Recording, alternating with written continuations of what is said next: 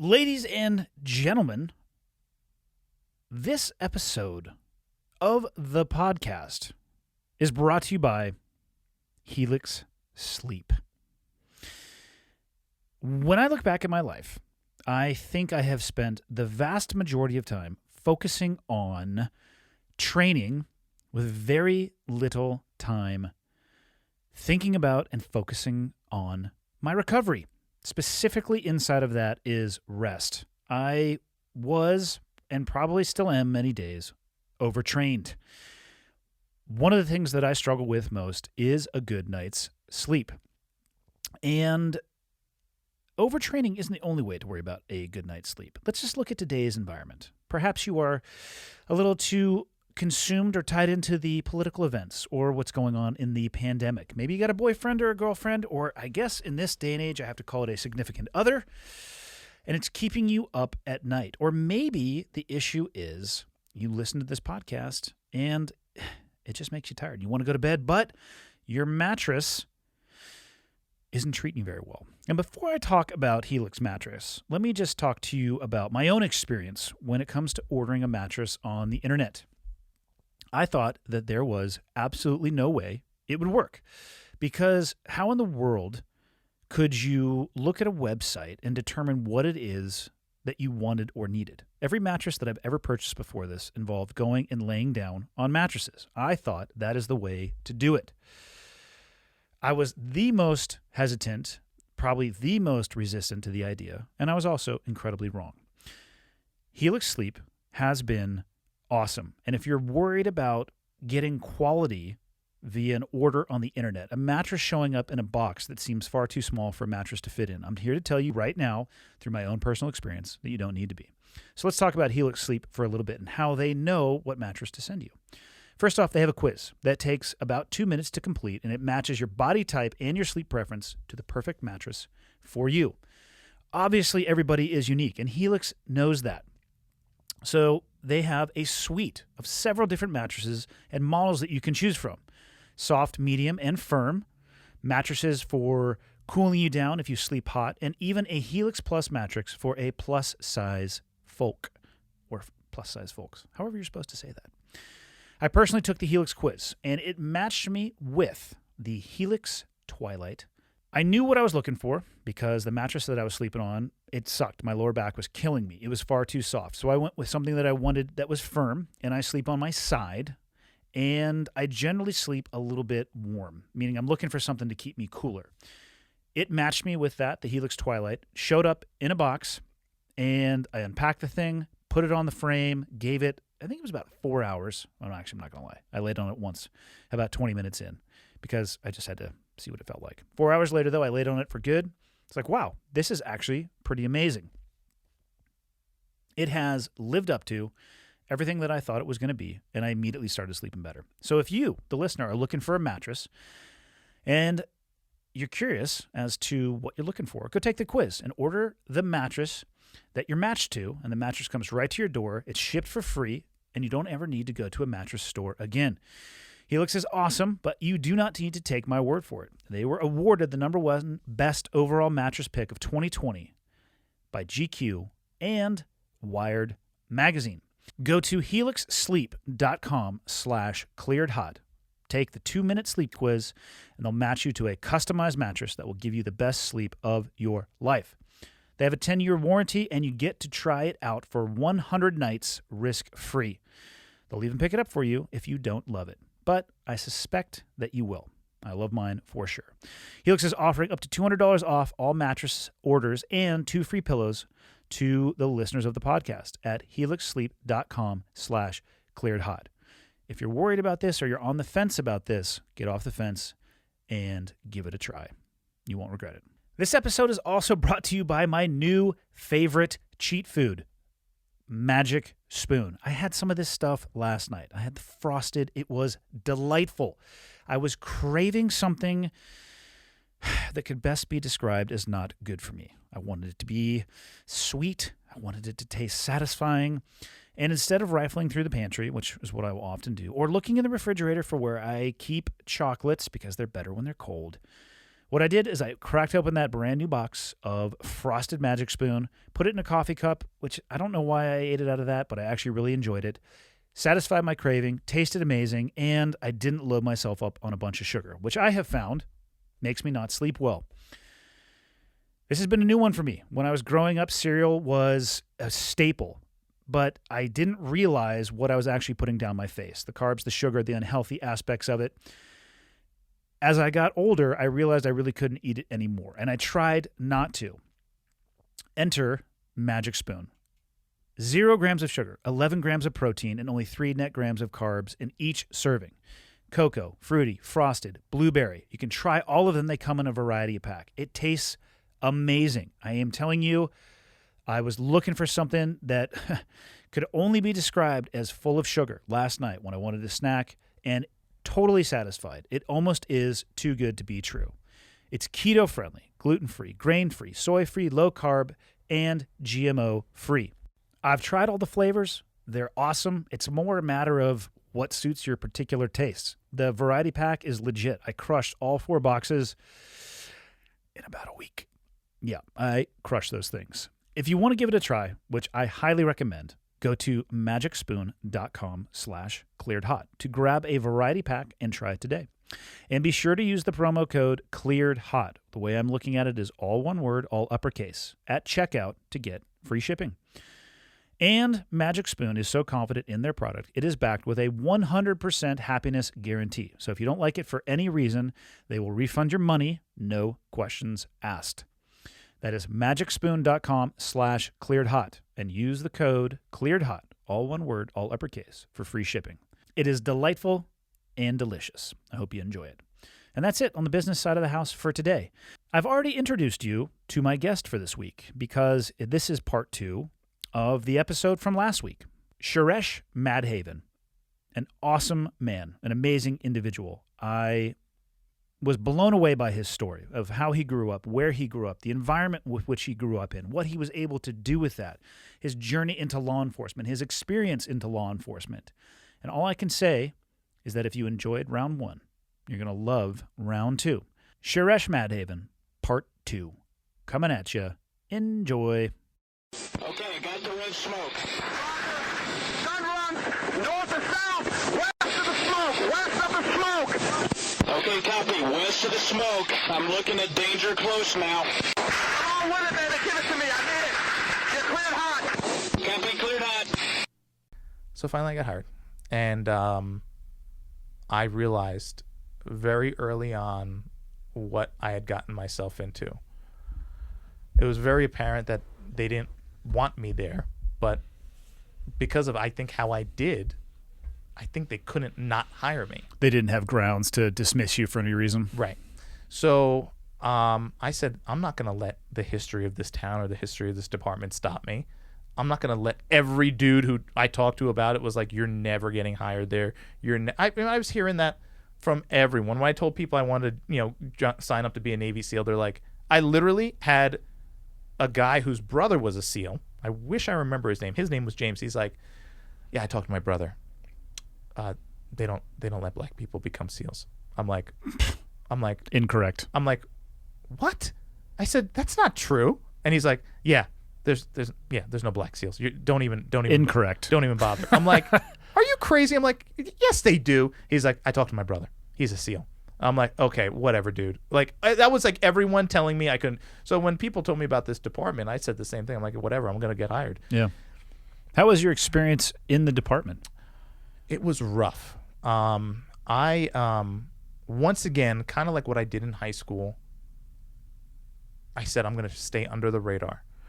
I'm going to try to go above and beyond in my duties as an officer and excel past everyone else so they'll never have anything on me. So I became like a hammer on motor vehicle stops. My uniform was always perfect. My car was always clean. There was Armor All on my tires. I vacuumed. I was that guy that I knew I couldn't give them anything, because I knew that the second I gave them something, it would be lights out. Because I always had that feeling while I was there that they had to hire me, and they were going to do everything that they could to get rid of me. So things like volunteering to read to the little kids that no one else wanted to do. I'm like, I'll do it. Eagle Scout ceremony. Hey, weren't you a Boy Scout? Didn't you like do your Eagle Scout? I'll do it. Saturday, I'll come in on my own time. I'll put the uniform on. I'll hand the kid his Eagle Scout certificate. I'll make the speech on behalf of the chief. I'll do all that. I just went above and beyond everything I did. I did training on outside on my own. They never sent me to any training. I didn't realize why until later on. And they would send younger officers and, new officers. And I just said, well, I'm going to go on my own. I would just do training on my own with my own money, on my own time, on my own dime. And how'd the other officers treat you? Because I feel like I have heard of situations like this where the upper levels, the upper echelon is incredibly protective of the old guard, but then the experience with the officers that you were on shift with was much different. You're 100% correct. The guys I was on patrol with, the patrolmen, which are the backbone of any police agency, and like I said, we were about maybe just under 100, maybe we always hovered between 75 and 100 sworn. Yeah. And patrol is the biggest group and the backbone of the agency. Early on, there were some old salty patrolmen who never made it up the ranks that I kind of got a little bit of a hint of, they didn't care for me. But after a couple of years, those guys kind of retired out, and then it was new guys coming on, and I never felt a thing from any of these guys. They were so cool, young dudes. I could tell the dudes who were definitely more accepting were people who played sports, because that gives you time to spend with different kinds of people. And it ingrades into you more of a team mindset. Yes. Unless your sport is individual rowing. Right, exactly. And then you're just a fucking weirdo. Yeah. Or, and I'm joking because rowing is terrible. Those guys are badass. Those guys are in fucking amazing shape. Yeah. So, one of the things I learned, I talked to people, and I would notice certain people were extra cool, and and then you find out that they played sports in college and they had a black roommate. And when that happens, you immediately realize oh, this dude's like me. These guys are no different than me, whatever. And that helps. But most of the guys that I worked with kind of grew up in that town, were from that area, never saw, there was no black people in that town. There was no black people really in the schools there. No one really lived there. Years into me being there, they came up with a low-income housing development that they couldn't avoid, and they pinned it at the far end of town, literally in the woods, and they built it. But as time went on, I noticed that it was the upper echelon that was the concern. The old guard. And the patrolmen were not that bad. Which hopefully that at some point will time itself out, and those people with the fresh mentality and the correct mentality will get to that position. But fuck, man, that's generational. That is generational, and there's nepotism. There's people who come in that their dad was there, and it was so I knew I had a long road ahead of me. I was people call me Jackie Robinson. They're you broke in to that department that no one in the world would ever thought they would hire someone. Did they hire more minorities in the years after you that you were there? Not till about a year before I left did that happen. So I pushed through, and I saw a lot of stuff. I had a rewarding career because I wanted to do more. I had to eat that shit sandwich of not getting sent to training and not getting certain details, and watching people younger than me get promoted past me.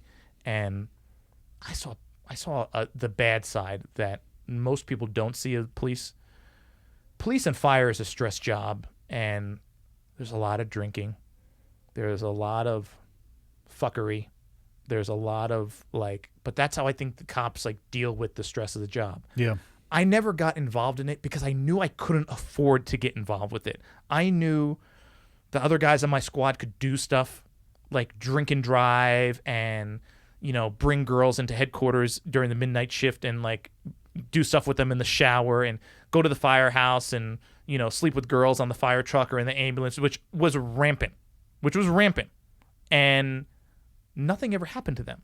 But I knew full well that if something happened to me like that, or It wasn't going to go that way no, for you. I knew it. So I had no option. Not that that was who I was, but I knew I couldn't. So I specifically stayed away from softball on Tuesdays and all that stuff. So, but that also distances you sometimes from people because you're not a team player. But some of these guys didn't understand. I wasn't doing it because I didn't want to hang out with them. I couldn't afford to be that crazy. I couldn't. So, the years went on, and it got to the point where I realized what my fate was going to be. I was going to be what they call a PFL, Patrolman for Life. I would take the supervisor's tests, and I knew I was passing them, but somehow I would just come out on the bottom of the list. I had no way to prove it. They never showed you your test. That's convenient. Yeah. So they just posted your score, and that was it. So I was like, this is to me, I was in a situation where I was like, I don't know how long I could take this, but I'm going to have to take it to the end because I got to do 25 years, Yeah. And so I just watched all this madness going on around me as the years went on, and it angered me. It angered me only because I saw people getting away with so much shit. And guys, this one female got drunk and drove and got into a fight with the state trooper, and he ended up having to drive her to headquarters, and her parents had to pick her up. And these are both police officers you're talking about. The female was yeah. We actually hired a female a few years in, and she was a good cop, but she had a drinking problem. Everyone knew she had a drinking problem, and this incident happened, and nothing happened to her. She ultimately got promoted. Another guy drove drunk and drove his car through someone's house, and nothing happened to him. And eventually he got promoted. Another guy put his neighbor in the hospital and got charged with second-degree ag assault, and they gave him 2 days off he was late for work. And I was watching all this happening, and I saw guys getting in bar fights, hurting people, drinking and driving, hurting people, going to a police funeral and taking photos with their guns out, waving. Anything in anywhere else, it would be oh my God, you're so fired, you're fired on top of fired. And nothing happened. And I was just blown away. But I was I'm gonna, and I saw the shenanigans in and around headquarters with women and girls and drinking, and I was this is craziness. I just saw it all, and I just kind of kept going. And if it's a weird thing, because if you say something about it, you're going to be the rat, and that's going to put you in a bad position. And then you don't know who's on their team in the upper echelon either. So it's a tough spot. So people were like, did you ever report this? And, did you yeah, report it to who? The people who want to fire me and make my life even more miserable.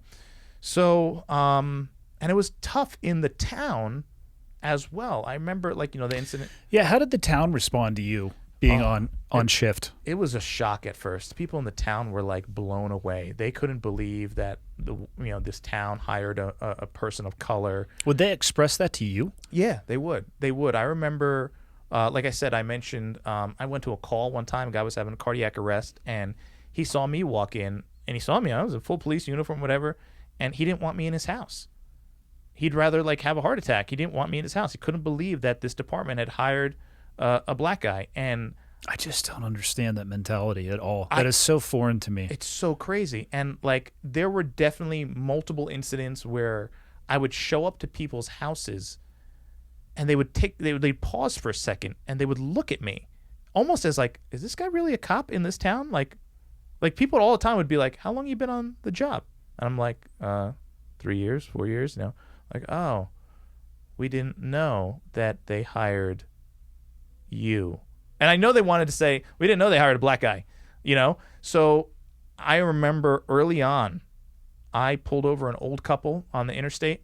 It was Sunday morning. I think they were going to church, and, guy maybe went through a stop sign and was, speeding a little bit. So I remember I went up, and then, he was driving. I go up. I always went up on the passenger side or from early on because I didn't want to get run over. And his wife was in the passenger seat. They were probably in their 70s, maybe older.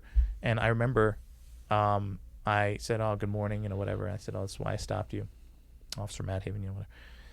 And I looked at his documents. They were an old couple. They were going to or from church. I'm not going to write him a ticket. So, of course, I said, okay, no big deal. I said, just slow down and just watch that stop. If someone's coming on a bike, it would be pretty bad.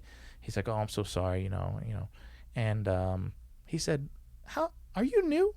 And I said, I'm kind of new. I've been here for, almost 2 years, maybe a year and a half at that point. And he's like, oh, well, we've lived in this town our whole lives. And, we grew up here and we've never seen you before. I said, yeah, I'm pretty new. And he's like, oh, good. Okay. And you could just tell he was kind of like a little uneasy. So I hand him this stuff. And I said, listen, I'm just going to give you a warning. Just slow down, be careful. And the wife looks at me and she said, where are you from? I said, well, originally I'm from New York. And I said, but I live here in town now. And she's like, oh, did you go to school there? I said, yeah, I went to school in New York. I went to university there. She's like, oh. She's like, I must say, you are so well-spoken for a Negro. Oh, my God. This is 2004. This is like 2004, 2005. And Wow. I was like, I didn't know what to say. And I was like, oh, wow. And then I remember going back to my patrol car thinking, where the hell am I? And of course, I could never tell my mom any of this. I couldn't speak about it because she would just lose her mind and come and call the chief or something crazy. So I was like, I tell them like my close friends about it, and they were like, "Bro, we told you what you were getting into." Some of them were cops, This town sounds insane, like incredibly insulated and a couple centuries behind. You hit it on the head, and it was people from that town. It's like a big town. It's almost like 25, 30 square miles. But the people in that town like typically don't leave that town, and everyone knows each other in the town. So it's a big, small town. And things like this would happen all the time. And I wouldn't say anything to anyone. I would just have to take it. I didn't want to report it because what am I going to report it to? Who? The admin that probably feel the same way because they grew up in the town. They're older too, and they didn't want me there. So I had to just eat it. I had to keep it inside. And the job is hard enough, right? And there's a lot of stress. There's zero mental health assistance at all. So you are just dealing with dead babies. You're dealing with people seriously injured. You're dealing with all kinds of stuff. And there's no outlet which I feel like it should be mandatory. I feel like they should say once a month you're sitting down with this person. Yeah, just a checkup. Just a check. 30 minutes or 15 minutes, in and out, whatever. Just 15 minutes. No, never. I've heard that a lot of departments are changing their stance on that the mental health, mental hygiene aspect is becoming a focus and a priority. Because I agree with you. I'm friends with a lot of law enforcement here in the Valley, and I don't know how many times I've said this, but nobody calls 911 on their birthday to report how awesome their birthday party has been. Right. Like, you're not having a great day and you dial 911 and be like, hey, I just wanted to tell you about how amazing my day is going. You'll probably get calls from birthday parties because the uncle is drunk and is pistol whipping people. Right. But it's, and cops and firefighters, they show up to people's worst day over and over and over again in one 24-hour shift for firefighters or whatever the shift the LEO were on. And that, it just, ounces become pounds over time. Yeah. And I know some cops who are afraid to go, still to this day, to seek any type of help or even sit down to have a conversation. And I've heard this one recently. Well, why would I go talk to somebody who doesn't have a badge or carry a gun for a living? How are they, how are they going to understand what it is that I've gone through? And I try to tell people it's not their job to understand what you've gone through. It's their job to help you understand what you've gone through and work your way through it. Right. Like, stop giving me this bullshit excuse. Well, they're not a cop, so they're not going to understand cops. Because I had that same excuse card too, right? Mm-hmm. Oh, well, this psych or shrink wasn't a team guy, so what would they know? They fucking know about how your brain works. So, right. It's, and other people, they're worried about the stigma. Oh, they'll take my badge and gun away. And I think it's actually, if you go and seek it or you had that checkup, that would be a sign of a healthy officer to me, not somebody who's in danger. Yeah. The people who are in danger are the people who are drunk driving their car into people's homes or drunk and getting into fistfights in bars and hurting people and probably getting out of it because they're like, yeah, here's my badge. Mm-hmm. Or in a town like that, it's like, Bob, get in the back of the truck. Actually, you know what? Just get in the front. It's fine. Yeah. Yeah. And that's literally what was happening. And those people, it's very broad prescription to say that they would benefit from having somebody to talk with, but I bet it would decrease outbursts like that. Yes. Because they're basically, from my limited understanding, the pressure's building and then the top pops off. Correct. You have to have a relief. If you don't have that release, at some point, it's gonna manifest itself somewhere else. Correct. And I'm glad to hear that more departments are doing it, but there was definitely a stigma. There's been, as there was in the military as well. There was a couple of incidents where a couple of guys, I think, did that, and I feel like one guy at some point the shrink reported back, and he had to like do a like fitness for duty thing, like to see. And that, so there are situations where I would agree with that, and I believe that shrinks or counselors have an obligation legally to report certain things. Yes, I'm sure, like suicidal thoughts. But yeah, if an officer rolls in to a counselor and says, "I would like to kill people and wear their skin like a fucking leotard," yes, I want that counselor as a citizen that pays taxes, that pays law enforcement salary. I want you to report on that person. Yeah. I would like you to give them a chance to recover, work through their issues, and yeah, they should do a fit for duty. But I would be very cautious using that as the norm, because I think it's the anomaly. And I'm not saying you were trying to do so. I'm sure there are incidents of that happening, and there should be. Yeah. Because if you get twisted between your ears and you carry a gun for a living, it has to be handled. Yes. Because also the ounces adding up over to pounds, and this almost brings us full circle to the world being on fire. If you don't understand the ounces that add up and you don't have a healthy release for that, you can also have that lid pop off on duty. Yes. In the world of yes. Game over. And then the occupation suffers. And I think we've seen some of that possibly in some of these situations where these officers, they're letting it manifest on patrol, where it's the worst. And I wasn't immune to it. Like, I had days. And I think the secret, well, not the secret, the truth is that nobody is immune. Nobody is, right? And I had days where they were complete shit shows. And you were seeing things, all shift long for 12 hours. And now you're going through the night. You're starting at like 7 at night and you're going through to 7 in the morning. And by the time you get to like 6 a.m., you're like ready to like just call it. And then some shit comes in and you want to just lose it on the people there. And they kind of see your moods off. And you're like, all right, I can't be like this right now, because this person just called 911 because they need help. They don't know what I've been through for the last 11 hours. Yeah. I think the stigma would be released a little bit if everyone had to go. If they made it the standard. If they made it the standard and everyone had to go, there would be no one pointing the finger saying, because there's like a room where if you needed to talk to someone, they would call a counselor in and then you would go to that room. Well, anyone who sees you going into that room is automatically like, oh my God, you see Andy going? He went into the room. We probably should stay away from Andy for a while because he's obviously fucked up. So, but let's be honest, that's how people would be. If it's not the standard, if the stigma isn't separated from that, that is 100% how that is viewed, especially in an A-type driven community. It was high school with guns. Yes. It was high school with guns. And that's all. That's the best way to describe it. And that's exactly what would happen. Be like, ooh, Andy, what's going on? So that was very, very hard. So all the stuff I was dealing with as a police officer, dealing with what cops see, on top of the racially motivated things I was dealing with, and I couldn't say a word. I couldn't say a word because if I complained about it, I would have been like a cryberry. I would a weenie. I would have been a complainer. Oh, he doesn't have thick skin. He can't take it. Whatever. And and I didn't want to say anything about the other stuff because I realized if I said something, the department knows when you go to seek counseling. They just know that you're going to, because you go through the department. Mm-hmm. I knew that if I went to a counselor and I'd just be fine, just want to get some stuff off my chest, I knew they would probably try to spin it into something where, okay, this is how we can get rid of him. He's fucking crazy. He shouldn't be having a gun. So I had to hold it inside. And did you ever think about getting counseling outside of the department, seeking it on your own? That's what I ended up doing. I ended up through the gym meeting someone who that's what she did for a living. And I kind of told her my story.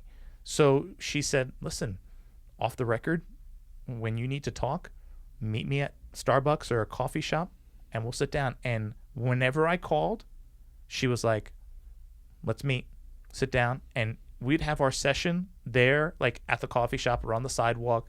And she just did it as a friend because we became friends going to the same gym. And I was so thankful for that because it was like technically off book. And Was it helpful for you though? It was so helpful. And now I look at how much it helped me and how much it helped, toward the end of my career, what I went through. I don't think I could have done it without her. I would probably like lost my mind because it was just building up, and I never had that release because I couldn't be that guy that flipped out on the job because they'd be like, all right, yep, he's fired. Everyone else could flip out. They could just flip out and knock someone out in a bar or drive drunk and crash their car, and it was fine for them. I didn't have the opportunity. I didn't have the luxury of that. Plus, that's not a healthy release anyway. It's not. That's actually building problems on top of the problems you already have. Right. So, I just kind of, put my head down and I progressed, and I realized I wasn't going to get promoted. I took another test. I wasn't going to get promoted. My mom was so upset. She's like, I told you, what are you doing? They're, this place is racist. They're not going to, do anything to you, to take care of you. You could have been a doctor by now. You had been making this much money. You would be saving lives, and here you are. I mean, I got to save a life. I got a medal. I got a life-saving medal for saving a dude's life, brought him back from he was dead. Got to deliver 2 babies, which was awesome, very rewarding, and help a lot of people in their worst moments to be there as a sign of hope. And I always took pride in those situations. I had to walk in on a 14-year-old girl who hung herself in the closet. Trying to console a mother who finds their daughter like that is impossible. But to get a thank you letter from that person thereafter, that's good. To help someone who was in a really bad place, and then 2 months later you see a card from them and they're like, you changed my life, thank you so much. Of course, anytime I dealt with young African American men, I tried to really push in on them and try to mentor them and say, don't let this is your first arrest, make it your last. Do not go down this path. Believe me. Because as my time progressed there, they let that low-income housing place be built. Mm-hmm. And so we had some infusion of young black men in the town and in the school. And, we dealt with them. Things happen, and we dealt with them. And I loved dealing with them. Not from the standpoint that they were getting locked up, but I wanted to be there to say, here's my story. Look at me now. I am the police. You don't need to continue down this path. You can have a good life. I didn't have a dad. I dealt with so much shit in my life. Don't let this be what defines you. You can make it. Look at me. And I saw so many young men who they literally, and they didn't have a dad, and I was a young guy trying to, play dad. Yeah. And they were it can make a difference though. It made a difference. And I would have some of the moms and some of the grandmothers call me, and they would say, can you stop by? Can you stop by again? He's kind of falling off the wagon a little bit. And I would be like, hey, what's going on, man? What are you doing? That's it. I said, step 1, high school degree. Step 1. I said, don't worry about anything after that. I don't want to hear no one in your family went to college. High school degree, step 1. Yeah, you're never going to get to college unless you finish high school. Right. Baby steps. And then after that, let's go 2-year degree. Real easy. 2-year degree. That's it.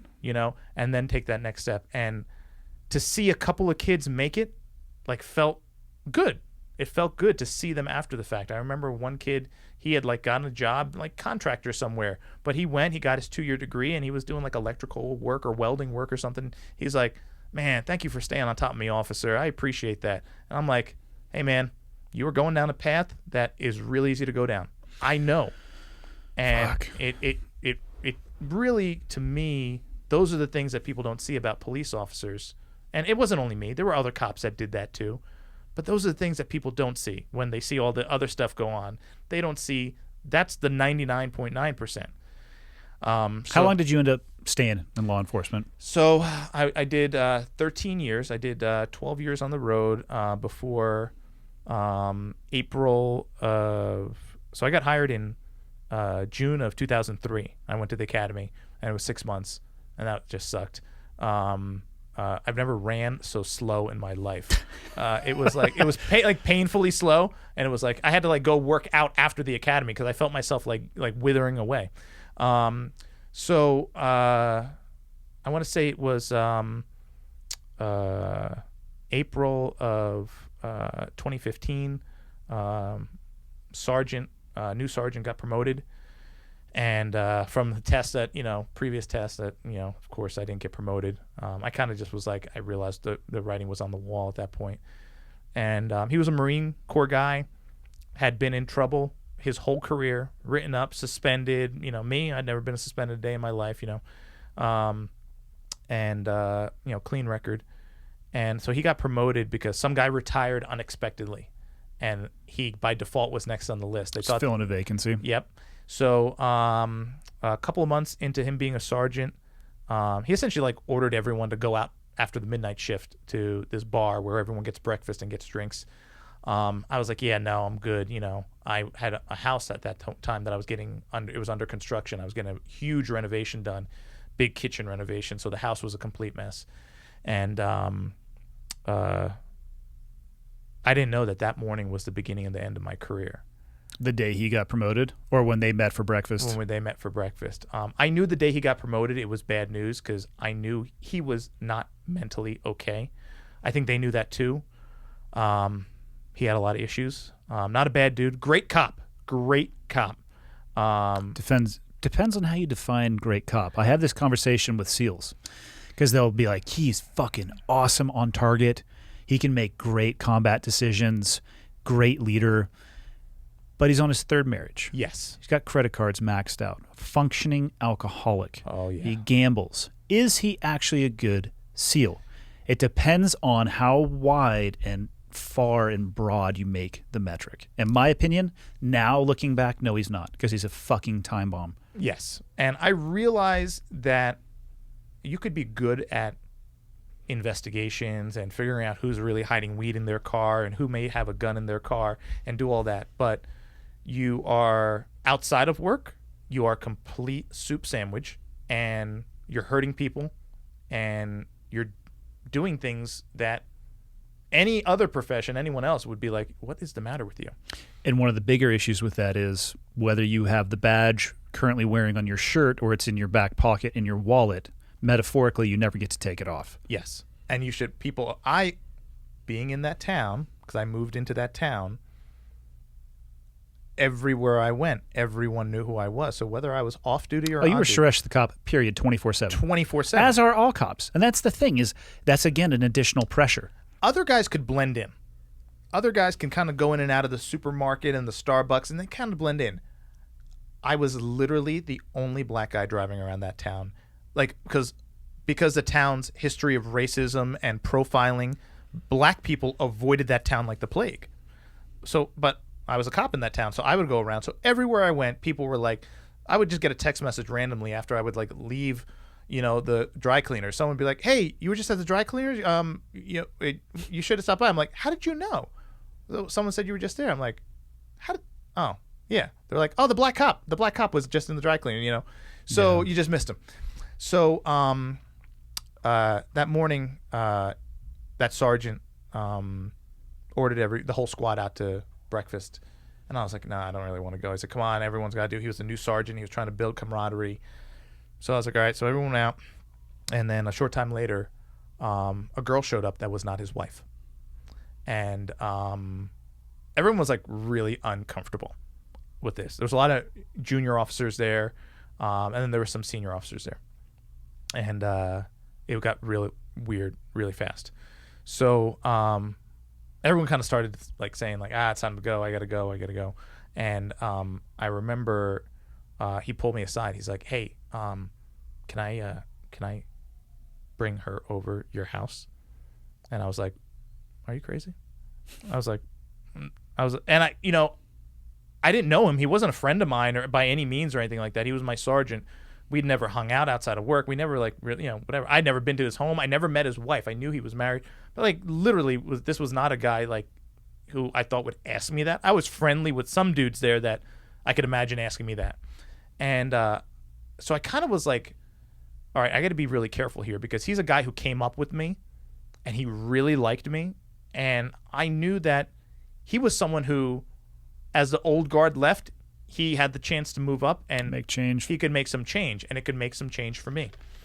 So I kind of said, hey, I would love to, but my house is under construction and I can't. Sorry, Sarge. I would, really would love to, but contractor's there. Sorry. He's like, oh man, you're killing me or whatever. I said, okay, I'm sorry. And I left. I ran some errands, and about an hour plus after I left the bar and pretty much everyone left, I came home and his car was in my driveway next to my contractor's work truck. And I was like, what in the actual fuck is going on here? So I pulled up, and I remember I left my car running because I realized something like not good was happening. So I pulled up, I left my car running, I got out, I went into the back door of my house. That's how I always entered. And I saw my two contractors there. They had been at my house for weeks now, two good dudes. And they both looked at me like they just saw a ghost. And I was like, hey guys. And they're like, hey, listen, we're sorry. This guy just barged in here. He had this girl. And I'm like, okay, where is he? And they pointed up at the guest room, and the door was open. It was like ajar. And I'm like, and they're like, we think he's drunk. And I'm like, I'm pretty sure he's drunk. And they said, we're so sorry. We didn't want to let him in. He said he's your sergeant, he's your supervisor, and it's all good. And I'm like, they're like, did you not let him? I was like, no, I did not. And they were like, oh my God, we're so sorry. We didn't. I'm like, nope, it's cool. I'll handle it. So I went upstairs and I confronted him, and he was in bed with the girl. And I was like, are you effing crazy? What the F are you doing here? And I was like, what are you doing? And I was trying not to be angry because I didn't want to yell at my sergeant, who was also a Marine and was also drunk and could also have a gun on him, because we were all allowed to carry. So I was yelling at him, but not respectfully, kind of almost like a dad, what is going on here? Being stern. Being stern.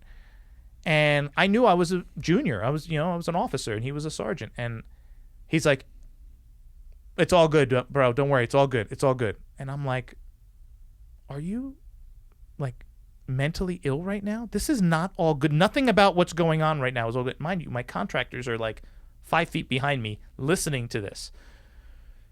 And they feel bad because they let him in. They didn't stop him. But he's a sergeant with this top-level police department. They weren't going to say no. They're contractors, And so I went down the hall to my office. I grabbed my laptop. I grabbed my bag. And I grabbed some clothes because I hadn't been home yet from the midnight shift. And I go to leave, and I'm like, you need to, because the room was destroyed. My guest room was destroyed. And I said, you need to clean all this up, and you need to get out of here, like ASAP. Like yesterday. And I was a little nervous, almost saying that to my sergeant. And I remember he's like, it's all good. It's all good. Hey, take a photo. Take a photo of me. And I'm like, are you fucking crazy? He's like, take a video. Take a video. I'm like, yeah, no. So I go to close the door. I couldn't even get the door open all the way because some shit was in the way.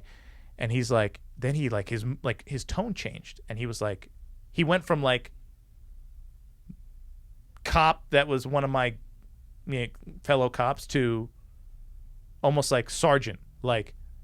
I said, take a video. Fucking do it now. And I remember he grabbed his phone that was on the nightstand next to the bed, and he was trying to hand it to me. He's in the room. I'm not fucking going in this room. So I took out my phone. I hit the camera, and I just held it up as I was looking away, and I turned it off. I actually hit it by accident once or twice. And then I closed the door and I left. My contractors are like, what do we do? I said, keep working, do what you need to do.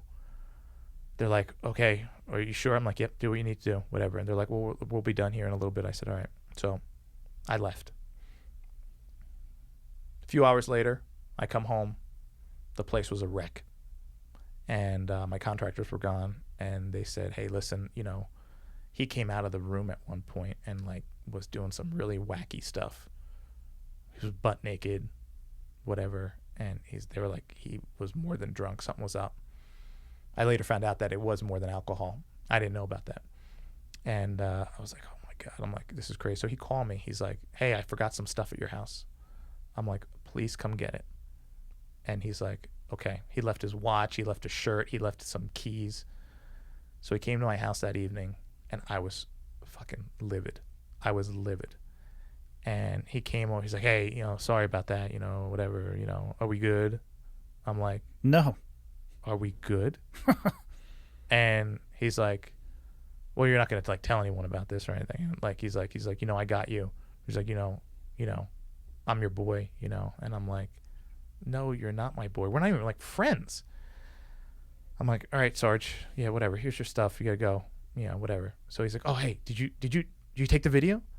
I was like, I don't know. I didn't look at it. He's like, oh, well, let me see your phone. I said, so I showed it to him, and it was like the worst video ever. It was 6 seconds long. It was like the door jam, the door, and like a second of him laying in bed, like waving his phone at me, with this girl on top of him. And he's like, oh, bro, that fucking video sucks. I'm like, all right. So he's like, oh, anyway, it's a cool video. He's like, send it to me. I'm like, I'm not fucking sending it to you. I said, Sarge, you're married. That's a real fucking bad idea. He's like, I'll send it to myself. So he's like, I got a secret email account. I said, okay. Fuck. I was like, what the fuck? So he takes my phone. He emails it to his secret email account, which, of course, later on his wife finds it. Of course. Of course. And that was it. He left, and that was it. A couple months go by, and he gets suspended. Shocker. Domestic violence with his wife. Allegations of drug abuse, stealing drugs, abusing prescription medication, all this shit. And he's in hot water. And then some shit happened on duty as a supervisor that was like not kosher. So they suspended him, and everyone in the department pretty much knew he's fired. He's fucked. He's done. So I was like, okay. So we had a new sergeant come on and whatever, and that was it. And then so that the incident happened in April, and then I think around like June, July, I got called in one day off of patrol, and they say, captain and lieutenant called me like, hey, we need to talk to you. Sergeant said, captain and lieutenant need to talk to you. I said, all right. So they called me in, and they sit me down in the conference room, which is the room you don't want to be in. And I'm like, hey, is everything all right? What's going on? They're like, listen, we just want to talk to you about this like Facebook post. I was like, well, I'm not on Facebook. And they're like, oh, no, it's not something you posted. It's something that Sergeant so-and-so's wife posted. Oh, I think I know what she posted. And I'm like, oh my God. Was it a 6-second video? No, but she had logged into his Facebook account and posted a long rant as him, saying how much of a scumbag he was, how he cheats on his wife, he does all this stuff, but saying, pretending to be him. Yeah, in the first person. In the first person. And in that, she mentions, and I take my whore, 21-year-old girl mistress, and I sleep with her. It wasn't worded so nicely, at my subordinate's home, and I even made him take a video of it. That's how much of a scumbag I am, whatever. And then I keep the video. So she completely destroys him as him on this Facebook post. So I walk in, and they slide this post at me, print it out, and they're like, have you seen this? I'm like, I have not. Just this moment. I'm like, right now. Playing catch up. First time. And they're like, yeah, what can you tell us about this? And I'm like, I said, I don't know anything about this Facebook post. I'm not on Facebook. I understand the sergeant is suspended, and I understand he's having some domestic issues with his wife. She's clearly not well, and she's a woman scorned. I'm not involved with this. I don't know anything about any of this stuff. This doesn't involve me. You need to talk to him. And they're like, okay, so you don't know anything about what she's talking about in this Facebook post? Like, I'm like, I got to tell you, I don't want to be involved in this. This doesn't involve me. I'm out. And they're like, okay, so you don't know anything about this, video or whatever. And she worded it as sex tape, So I'm like, I don't know, you might want to talk to him about it. So they're like, okay. So I leave, and I go out to the parking lot. There's a senior officer there, Army guy, good dude, airborne dude, and he's like a couple of months away from retiring, and he's a solid dude.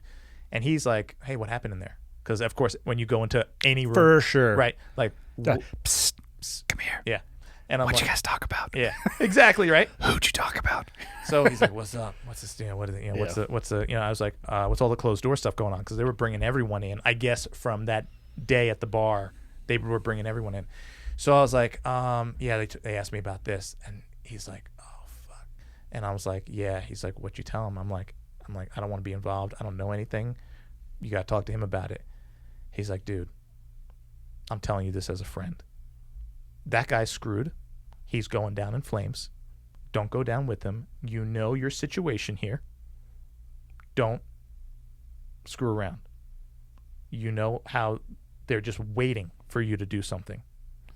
It's been 12 years. They're still waiting." And by this time, one of the lieutenants who clearly didn't like me ever, my opinion, because of the color of my skin, and there was all these stories about how his father, who was at the police department, also didn't like people with colored skin. This is all I'm hearing from many people in the town. So now his son is now the new chief, and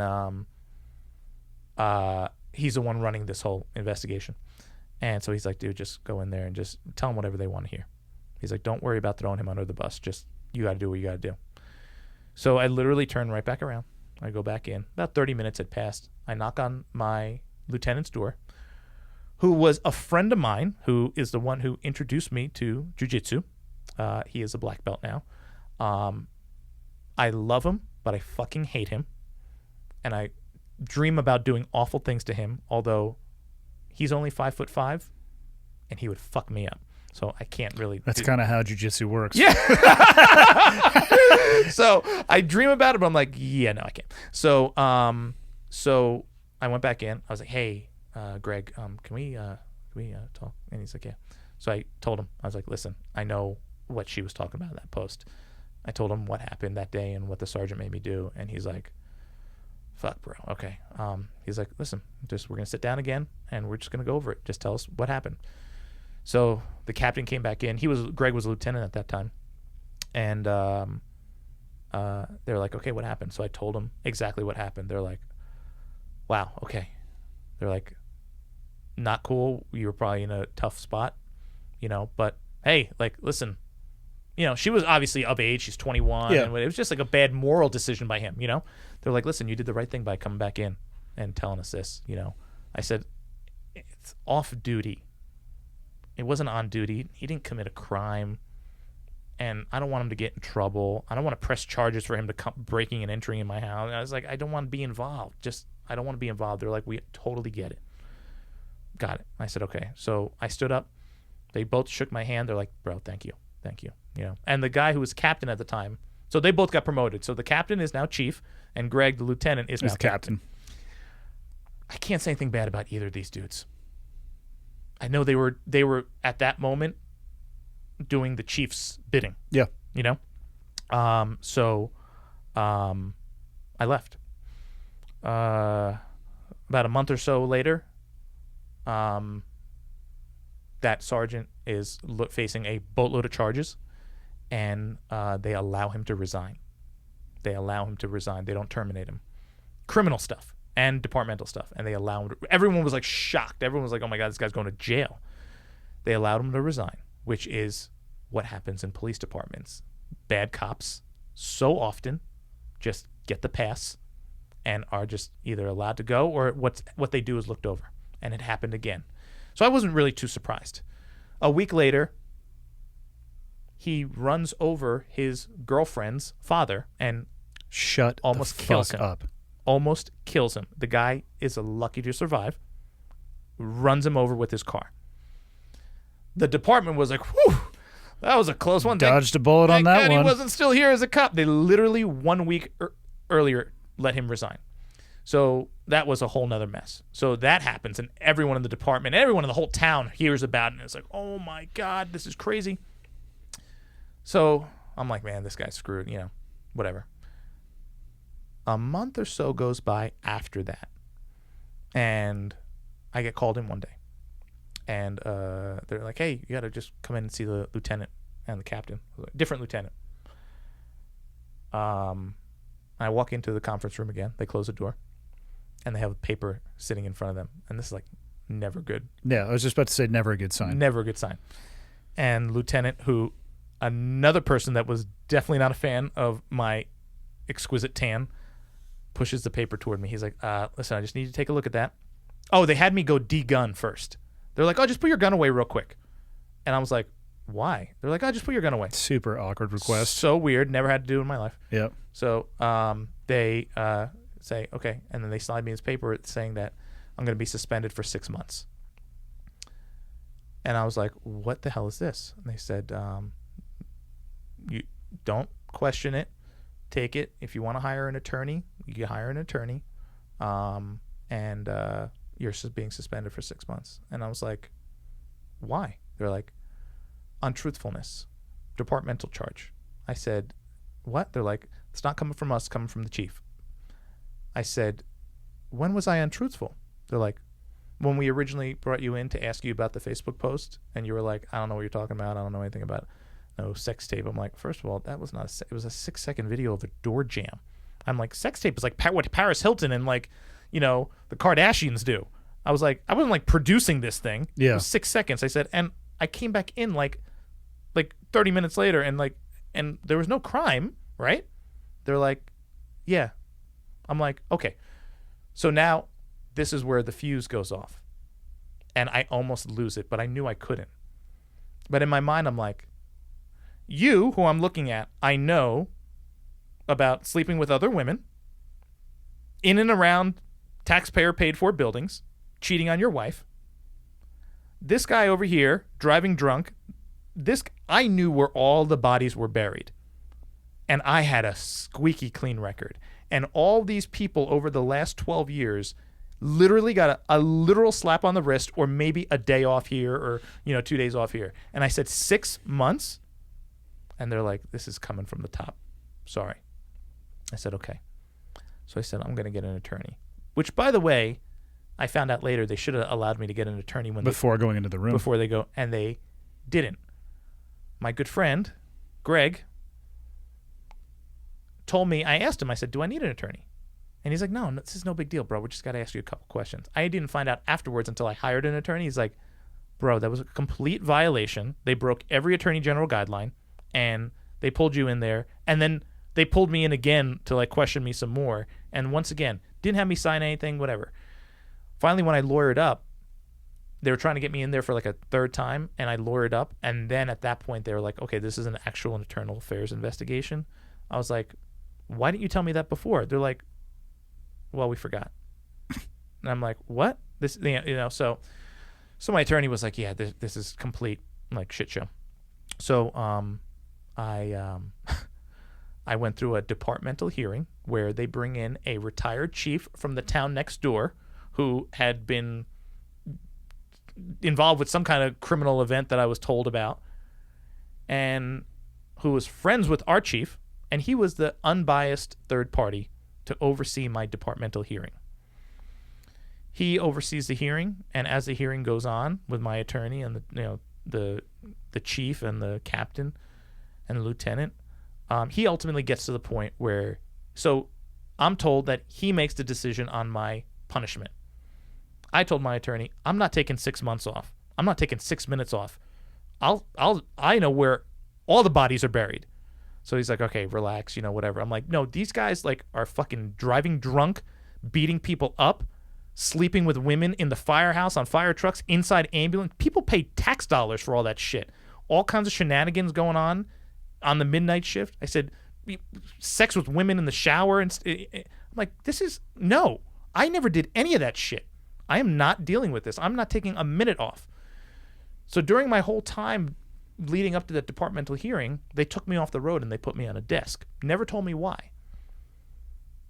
I was on the desk for like a day or two before I was assigned a lieutenant per the chief.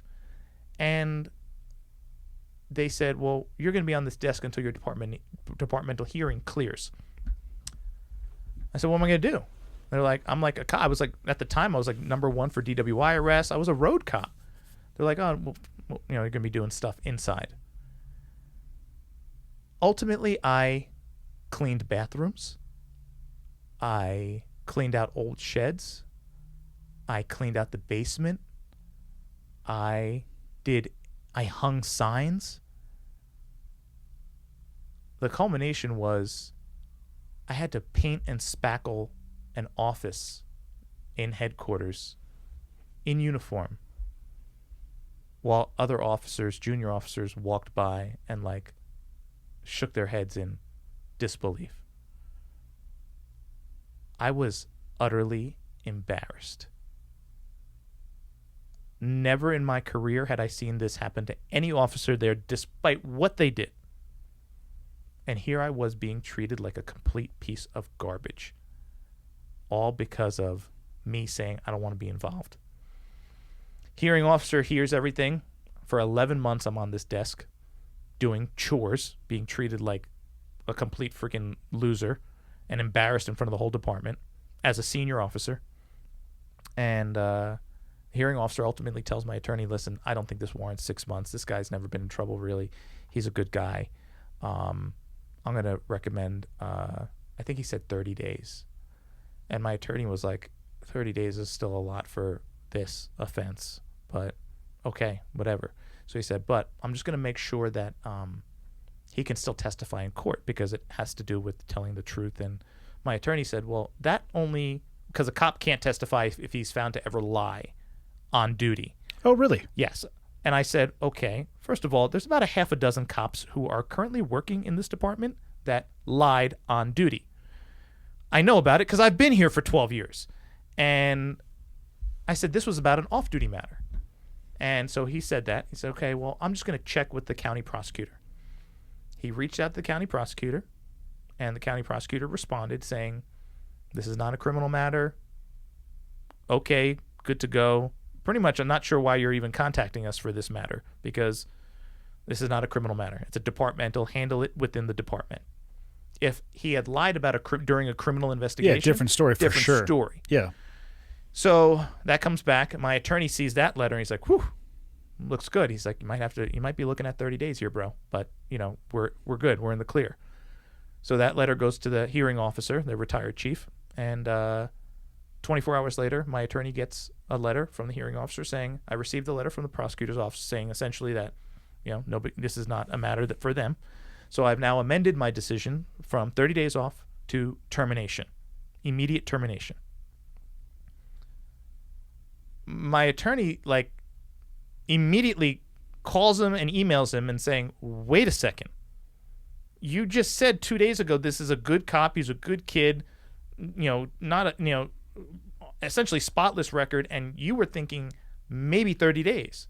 Now termination? What changed? And he said, I have no obligation to tell you. My only obligation is to give my recommendation to the chief and the town council. And that's my recommendation. He's like, what changed? Over the last 24, 48 hours, what changed? They sent back saying he's fine. He's like, that's my recommendation. So he sent the recommendation in. And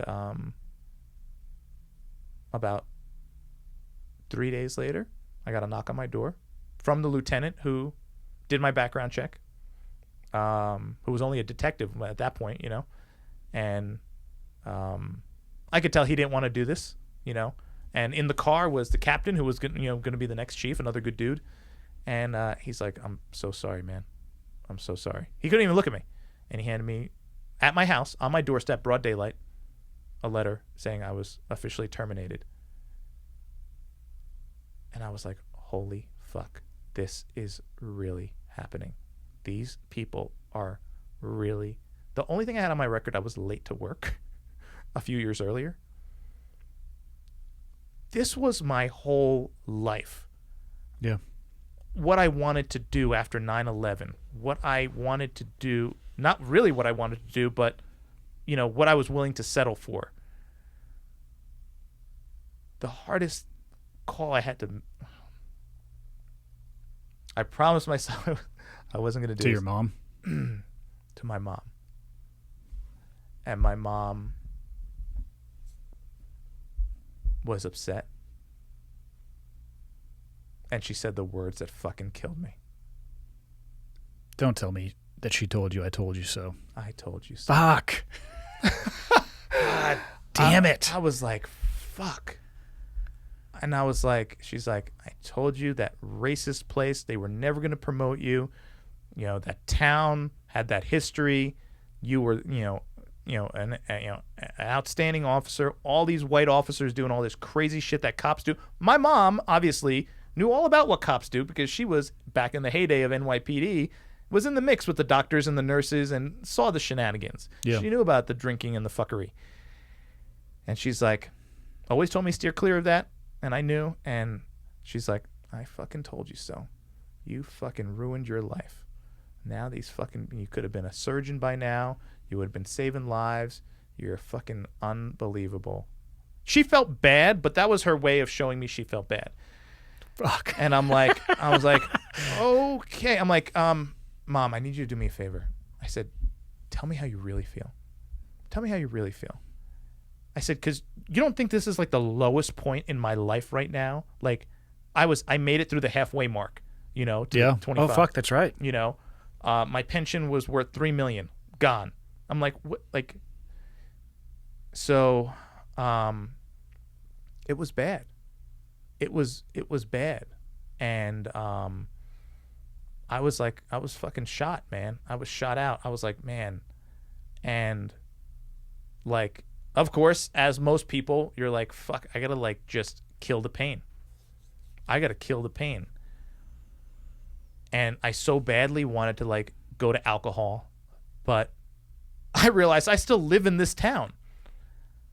If I go to alcohol and fuck up, not gonna go your way. Not gonna go my way. So I literally would sit there and just stare at like the bottle of like alcohol saying like, I can't fucking do this. I can't do this. I had no outlet.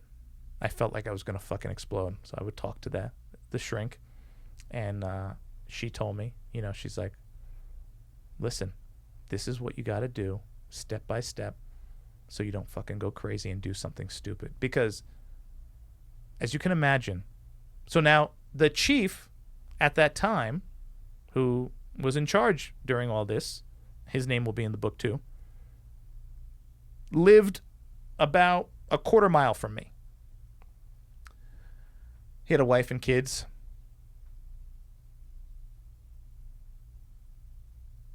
Bad thoughts went through my head. Yeah, I don't blame you. I think they'd go through anybody's head after dealing with that. Yeah. It sounds like your situation, and this is where I think it gets, I have a question for you based on your insight in law enforcement in general.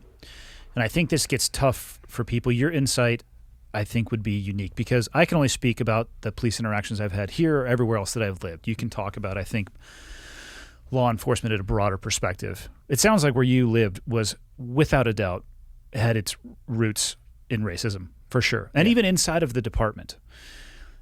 But I hear recently people talking about how the police occupation at an institutional level is racist. And even after going through what you did, do you think it is pervasive in the occupation in general, or did you get just stuck in a fucked up place? I'm so glad you asked me that question. Because it's tough, because you could take your situation and be like, all cops are fucked. Yeah. Just like anybody who has one shitty traffic stop and like, fuck the police. Like, come on, man. Like, that's not enough. But you saw it from the inside, too. I say this very carefully because I don't want anyone to think like, oh, if anyone has the right to say, fuck the police, it's me. Because I was literally fucked by the police. And I was the police. As the police. And I was the police. And I was good police. I have the stack of cards and letters from people thanking me. The little kids I went to read to. I have the photo of me in the Dr. Seuss hat. I have it all. I have the medal for saving the life. I have it all. I was a good cop. and they fucked me. So what's to say they wouldn't fuck some black guy driving down the street and, fuck with him and charge him with some shit and make up some shit? And in that town, I wouldn't be surprised, based off of what you have said in the history of that town, that would have a higher than normal occurrence somewhere else. First of all, Than somewhere else. Not somewhere else, but than somewhere else. profiling is a real thing. And in a town like that, it's a very real thing. What I'm going to say next is going to sound really, really bad.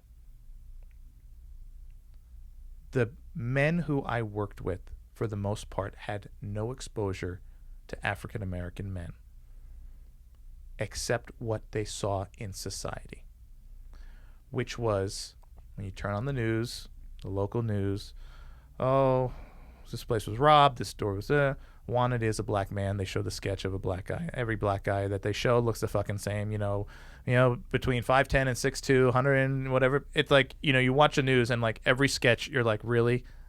Really? Like it's like Between 4'11" and 7 feet. right, between 140 and 220, and you're like, come on, So, but that's all they see. That's all they've exposed to. They didn't go to school with black kids. Maybe they didn't go to college with black kids. They've lived in this all-white town their whole life. So all they know about black people with their already existing background of knowledge, that's what the psychological term is, I think, from what I've now studied about it, is black people, crime. Black people, criminal tendencies. Black people, not good. Black people, troublemakers. What do you see on, social media? It's always a group of black women being loud and being, boisterous and obnoxious and yelling at people and whatever. So that's their only exposure to black people. So yes, when they see a black person, the first thing I think most white cops who don't have that exposure growing up, not their fault, right? Mm-hmm. You can't blame someone for growing up not exposed to people of color. That's not their fault. But their automatic assessment is danger. Something not good. It's not positive, I'll tell you that. And is it their fault for feeling that way? Or are they that way because that's all they've seen growing up? That's all they've seen on the news and whatever. And I don't care if you took black people out of it, and the same thing was for people who wore purple shirts. As they grew up, it was like every night on the news, the people, and the suspect was wearing a purple shirt. When Develops a bias. When they become a cop, all of a sudden, anytime they see someone driving through town that has a purple shirt, or if they see someone walking down the street in a neighborhood that has a purple shirt, what are they gonna think? I wonder. So that's why it happens. Now, are these people on higher alert? Yes, I saw cops that I worked with outright scared when dealing with people of color.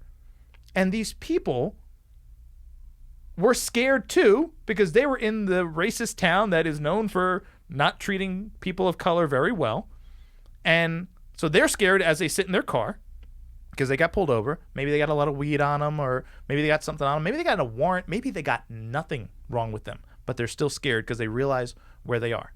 And now this white cop who knows nothing except people of color have maybe criminal tendencies, involved with crime, whatever, is scared that, does this guy have a gun? And you have two people with fear. And fear is born from lack of knowledge. And you have two people now looking at each other, and it's a recipe for disaster. Agreed. And that is the root of why we're seeing so much of what we're seeing.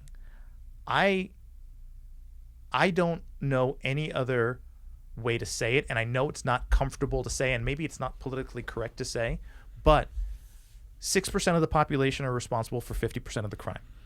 Black men between certain ages, I think it was like 24 to 40 something, right?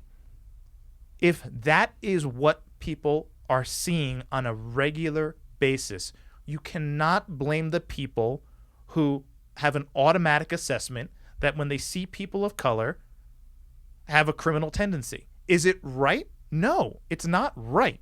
But it's the reality. But it's the reality. You cannot be responsible for 50% of the crime and expect no one to look at you as if maybe you are a criminal, have criminal tendencies, or maybe looking to commit a crime. And once again, it's not a popular thing, but, and I've said this, and I've had black people agree with me. Actually, some people, like, guys who played in the NFL, whatever, I've had a lot of conversations, and they're like, you're right. If black people want to stop having white people look at them as criminals, they got to stop committing crimes. It starts there. Stop committing crimes. It's not going to happen overnight. It's not going to happen maybe in a generation. It's going to take a long time. But let me tell you, if you stay on the path that you're on and you as 6% are responsible for 50% of the crime, do you think the rest of the world is ever going to change their view of you? You can sit there and say that's not right. In a made-up utopia, people would say yes, but in the reality of, like, feet on the ground, living your life, working in that occupation, the answer is no. No, it's just not going to happen. Do I wish it would happen? Yeah, I would love for white cops not to be scared as they approach black men. I would like for white cops not to be driving around their all-white town and then they see two black guys go by in a car and they're like, boom, locked in. Like, oh, that car must have a gun in it. What are they doing driving through this town?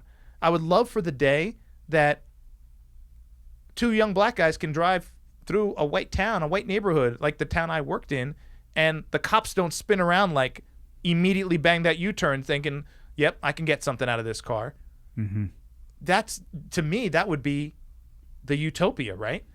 But so long as the actions are being perpetrated, the view is not going to change.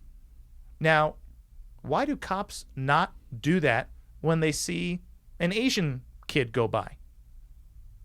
Because growing up, Asian kids are smart. They don't get in trouble. They listen to their parents. They have family structure, whatever. So you see a young Asian kid go by, he could have like a bazooka in his car with like loads of heroin. And no cop. It's a classic pairing. Yeah. No cop would ever be. Why not, right? Yeah. That's how I like to roll, is a bazooka and heroin. So I'm like, why is that? Well, I know why that is. And you know what? I was no different. I'm ashamed to say it. But there I was, how I grew up and what I endured growing up. And you know what? There were times where cars going by and my eye would track and catch a car with a group of young black men in it because it stood out in our town. It didn't look right. Black people know better to drive through this town. It's not a good town if you're of color to drive through. What are they doing? And fuck, that's a rough realization. And I said to myself, I am living it. I am in this situation, in this skin, where there was times where I would walk into a store in town out of uniform, and they would follow me around as if I was about to steal something. And then I would go back in uniform, and they would be like, what the? Because they didn't know I was a cop. A couple hours earlier, they thought I was going to steal. Probably about to call the cops on me. That town where you chose to work sounds like a dumpster fire. It has a bad history, and it's in a bad place. And sadly, I don't see that it has progressed that much. Sounds a few centuries behind. When I tell people about it, they almost don't believe like a place like that exists in this day and age. But it does. It's real, and they're all over this country. Yes, they're all. I'm glad that you said that because I was going to say the same thing. Maybe not be that size, but there's pockets of that belief that still exist all over the place, which in 2020 absolutely baffles me. Incredible. Because in my own head, I'm like, okay, it's the utopia, right? Like we're fine. We're intelligent. We've evolved as a species. Right. There's no way that human beings are thinking like this. Right. We've had a black president. So it blows my mind, but I also realize it's real. Like, you can't deny it. But then people say, well, then Suresh, how do you talk about, overcoming and no one has an excuse? And I said, I can talk about it because I didn't use anything that happened to me as an excuse to not make it.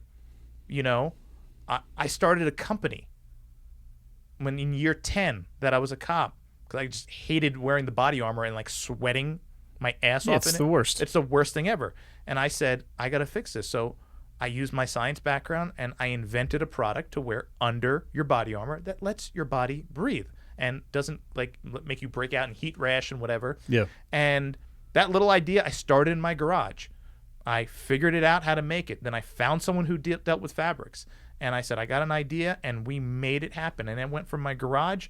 Now it's a multi-million-dollar company in New York City, which is, you want to talk about dumpster fire right now? New York City is a dumpster fire. I've heard things are going great there. What are you hearing? Oh, my goodness. if you mean like walking down the sidewalk and like tiptoeing around feces and needles, yeah, it's beautiful. Well, what are they doing? They're pulling back police. Yes. Your thoughts on them taking away the restraint holds from the police in New York, or anything? I believe it was beyond restraints. It was any type of compression on the chest. Yes. This is where my feeling of how Brazilian Jiu-Jitsu could save police work. And I said this to someone the other day, and they were like, you mean like just cops like, you know, getting into it on the side? And I'm like, no. Cops should be training more in, I don't want to just say something like jiu-jitsu. Yeah. More than they train with their gun. Of course, You they use. cannot Yeah. tell me I'm wrong, because I can count the number of times I even unholstered that thing Yeah. and broke leather on one hand. But how many times, even if it was just to create your own space, you're just like, hey, buddy, just put a hand out. You Yep. touch people so often. And that, I just heard Jocko talking about it. He's like, listen, if it gets to the point where it's you're touching somebody else's body, now we're talking about grappling, which is where, you know, the wrestling and jiu-jitsu, and I don't know where one becomes grappling and the other one ends. But, I mean, I would imagine countless times. Almost every shift. Yeah. Almost every And shift. you're always in that range, too, where it could turn into that in the blink of an eye. Yes. And I have seen some of the things that have happened as of late. The one thing was in Atlanta. Was it Rayshard Brooks? The The Wendy's yes, parking God. lot thing? Yep. Yeah. Literally trying to think of the word fast food. Yeah. Yeah, like 2-on-1. 2-on-1. And he's able to get a taser away from know. one of them. And then it leads to what? Him getting shot. Now, And here's the crazy thing. I have been doing jiu-jitsu for 2 years and like a month. Well before 2 years and a month, you have the ability and understanding of leverage and weight distribution that you can solve that problem. amen. You're a fucking white belt with 1% more knowledge than the person who, and I don't know all the details, but I believe that he was sleeping in a car intoxicated. All, guess what? That's all actually in your favor as the officer when it comes to putting your hands on. Yes. Because even if it was a drug, I was talking to Greg Anderson, the officer who was actually got let go from Seattle PD. Yes. He's like, you know, people might get amped up, but drugs and alcohol don't provide super skill. No. You might have a little bit less pain compliance, and you might be fucking crazy, but leverage still works. Yes. Weight distribution still works. An understanding of protecting your goddamn Batman belt still works. And you don't have to be an expert in this stuff to do it. I mean, again, 2 years and 10 months in, take this with a grain of salt, people.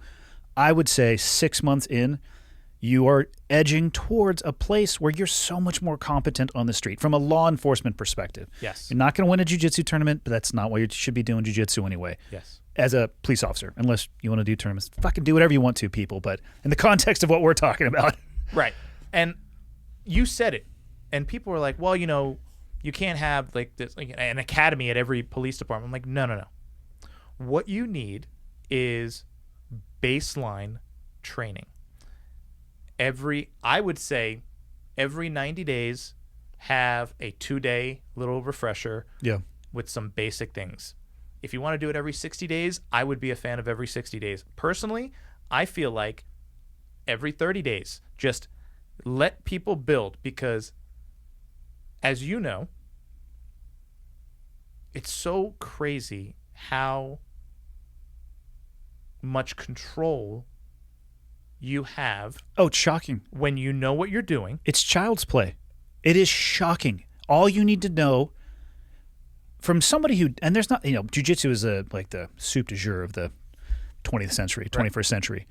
There's actually still not that many people participating in it. The amount that you have to know to make it playing with a cat toy is a few months. That's it. I would love to see it where departments have a mat room and people they get paid and they come in an hour before their shift and let them roll. Not only will they first off be great for their physical health, but mentally, I guarantee you they'll go onto that shift feeling better than they would. Because if you come, you're human beings, right? You have a badge and a gun, but you get into an argument with your wife or you're worried about some other shit and you take that right onto. I mean, here you can click on shift in your driveway.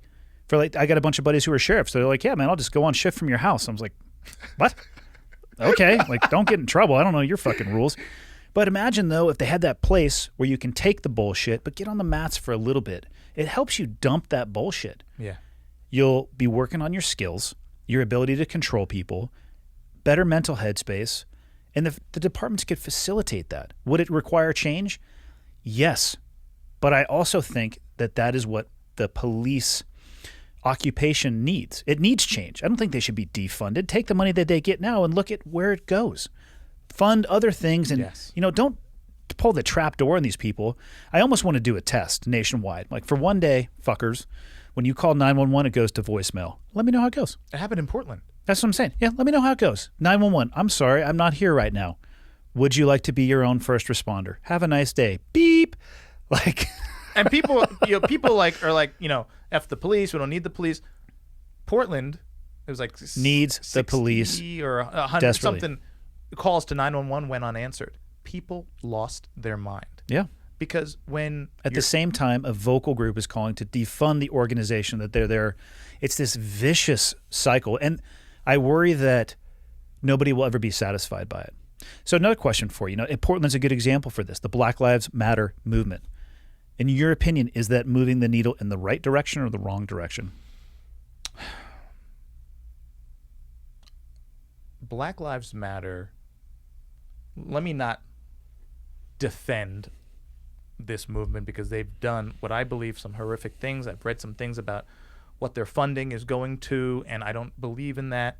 But all that social media stuff aside, Black Lives Matter to me, and I understand what their stance is. They're saying we are focused on police taking the lives of black men, black people. And that is our mission, that's our goal, and that's what we're focused on. Side note is, not everyone burning shit and looting shit, just because they're black, doesn't mean they are part of Black Lives Matter. Correct. There is some goddamn tourism going on. Yeah. So for people to turn on the news and say this place in Wisconsin that they see these black people rioting, burning stuff, whatever, and they're like, oh, look at Black Lives Matter. No. That's not fair. That's like putting all bad cops in the same bowl. I think those people are intentionally trying to blur the water as well. Right. They're taking something that is ongoing and try to attach their personal desires to that as well. Yes. It's an interesting smokescreen. And it's really dangerous. Well, it fucks everything up. And it drowns out the actual message. Now, that being said, someone asked me this, and I gave them this analogy. Imagine you had a pipe burst in your home that was literally gushing water, and you called the plumber, and the plumber arrived, and you said, oh my God, thank God you're here. Let me show you this pipe. And you're walking him to the pipe that's literally blowing out like gallons per minute. And as he's walking, he walks past the kitchen sink and sees the water dripping out slowly. The little gasket's bad. And he stops and says, Andy, hang on. Let me fix the issue. I see where you're going with this. Let me take care of this drip, 1 drop per minute coming out of the sink. Meanwhile, your fucking house is flooding. What would you say? Would you be like, are you sick right now? Like, we'd have a little lesson in triage. Right. Exactly. I'm like, so what Black Lives Matter is focusing on when it comes to black lives, the lives of black people, is the drops coming out of the kitchen sink. What the burst pipe is what black people are doing to each other in the inner city every day at an alarming rate. If you combine the rate of black on black violence with the black abortion rate, you are looking at scary numbers as far as decrease in population. I see what Black Lives Matter is focused on, but the sink leaking, I think, what was it, 9, now maybe 10, quote unquote unarmed black people shot by the police since 2019. I know this young man who was just recently shot. I think he lived. I don't think he died. I heard he's paralyzed. That is exactly what I heard as well. So, and again, you got to wait until the investigation comes on that. Got to wait. And I will say, and this is maybe not a popular opinion, you don't have to be armed to be a deadly threat. No, you don't. Because I know people who, if I have a gun and I have a knife and they approach me and I don't know what I'm doing, I've essentially been their holster for those weapons, because they can do whatever they want to me and they can have that knife and that gun in their hand within seconds. I've trained with people who are that fucking deadly. And most cops don't have the training on weapon retention. So they escalate through their use of force criteria. They go 0 to 100. No choice. They got to pull that gun out. And that does not, and by any stretch, justify an improper use of force. But I think it is so critical for people to remember, or at least think about for a moment. Just because your hands are empty does not mean you're not a fucking threat to somebody's life. I challenge people sometimes. I challenge people on social media. I'm like, listen, I will do this. I will give you a water gun and fill it with red dyed water. Okay? I'm going to come up to you with my hands completely unarmed. All right? And I'm going to try to hurt you and take that gun away from you. We're going to see. Let's all both wear white t-shirts. Let's see who ends up with red water on them first. Yeah. I guarantee you I end up with red water on my, because you're going to be scared. As I'm beating that gun out of you, you're going to be scared and you're going to pull that trigger. You're going to have no choice. You're going to be scared. Yep. So, or get a training knife and put some lipstick on the edge of it too and go through the same thing. Now you have two non-lethal tools that simulate lethal, white t-shirts, and let's play out a use of force scenario. And no one will do it because people know what the result will be, right? You never know who you're walking up to. You see someone who's unarmed, you don't know what's their training. Yeah. They could be a ninja, they could be Steven Seagal. Well, both of those examples would be just fine. You can be a fucking ninja all you want to. Now, if it's a ninja with nunchakus, then you just run. Michelangelo basically shit, just run. Yeah. Steven Seagal, you kick that fat bastard right in the pussy. But you don't know, right? Correct. Like I told you, my friend, he's a black belt. He's 5 foot something. Yeah, probably very unassuming. Very unassuming. Like comb over haircut. Like very unassuming. He's a fucking nerd assassin. He'll fuck you up. Yep. He will fuck you up. And imagine that guy, well, obviously not that guy, but a guy with that skill level, because a black belt doesn't make you a good person. No. Gets tuned up on a Friday night and an officer responds, maybe just out of their first year, in a patrol car by themselves. And that goes to a physical confrontation. I mean, we both know how that's going to go. It's going to end. But he's unarmed. Yep, he's unarmed. Doesn't mean he's not a threat to the officer's life. I think people forget that because it just leads the headlines. Unarmed. It's unarmed, right? Yeah. And now they're saying there's photos of this guy. He had a knife and he said, "I'm going to go get my gun," and all this stuff. And we don't know. The investigation's not over, but it won't matter because the city will have already burned. The city's already burned. They're already burning. I mean, you look at what happened in Minneapolis. I don't know how long it was before they fired that Officer Chauvin and charged him with murder, but I don't. It's like 3 days. I was going to say I think it might have been 72 hours, but by that time it was burned. Yeah, it was burned. He's fired, charged with murder. Yeah, took 72 hours. I don't know how much faster you want it to happen, people. Like, do you want firing squad to just come out on the street right there when it happened and just to execute the guy? And nor does the destruction caused in that 72 hours bring George Floyd back. No. Or make the situation in that city any better. Or make it's, you know what I mean? Like there's just, I understand the frustration and the anger. Of course. But the action doesn't lead you towards the end state. They moved incredibly fast. And I've heard now that that situation might be getting even worse, and you probably know this because of the background in law enforcement. They're going to have a hard time likely charging him with first-degree murder because of a lack of premeditation. So they're concerned that if the charge isn't high enough, it's going to burn again. Yeah. But you can't change, you know what I mean? So what do? Do you change the law to satisfy the mob? That's a scary place. That's where we're talking about some scary shit going on, because out of fear for what the mob will do you do the wrong thing over here? Because like you said, you fear the mob. Yeah. That's how Game of Thrones starts. I know we're laughing, but that's like dead serious. I know, and I don't want to see that. That kid with the AR in Wisconsin, what the fuck, man? What was that guy doing? 17 years old, killed 2 dudes, I believe, injured another one. So he's already been charged with murder, I believe, or will be charged. His life is over. Yeah. 17. And all these protests where people are carrying guns everywhere. I'm a huge supporter of the Second Amendment. Me too. And I support it equally. I support the First Amendment, all of them equally. It's very funny how people will pick and choose the amendments that mean the most to them. It's like, hey, let's just view them all equally. But I don't want to see Americans killing other Americans in the street. I've been to plenty of countries where those citizens are killing each other, and it's ugly, and it destroys a country.